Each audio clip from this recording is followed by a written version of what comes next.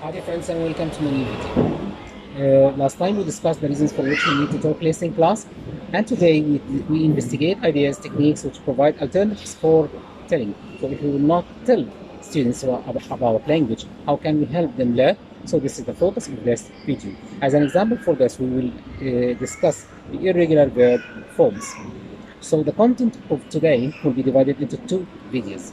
This video will be concerned with how to present new verb forms. Verb forms that students have not yet studied or are new to students. And the next video will be concerned with uh, verb forms that students have already learned, but they have difficulty in memorizing and keeping them in their memory. So now let's start with the first video. Now I will show you a verb, and I want you to check whether you know the past forms of these verbs. Yes? Okay, strive. What is the past? Okay, so can you think of another verb which has the same ending? Thrive. Yes, thrive. What is the past of thrive? Good. Past participle. Good. So what about strive? Yes. Okay. So now you have got the information, or you got the information without telling the past forms. So it's easy to do that. But how I did this through what I call through some leading questions, or what I call what Scrivener calls Socratic questions. So Socratic questions are questions that you ask students in order to lead them to elicit language, making use of clues like their previous knowledge. Okay, so this is a way of not telling in class. Another way of not telling in class is through a story. So imagine that you have this verb list. Look at the verb list. Here, these are the present forms. Students know the meanings, but they are not yet, or they do not yet know past and past participle forms. So how you do this? You use a story, which contain the past verbs or the past forms of these verbs. What are the procedures? How can the sequence, or what is the sequence of lesson? Okay, now I will show you a summary of the procedures in the lesson plan, and but they are not in the correct order. I want you to read these procedures and put them in order so as to make a coherent lesson. Okay, please pause, think, reorder, and replay.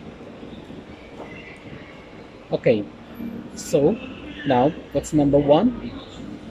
Number one is I ask learners to read the story for just. So the first step when you use a reading text is that you ask the students to read for just, to skim the text or to skim the story. You can ask them to choose a title or to suggest another ending for the story.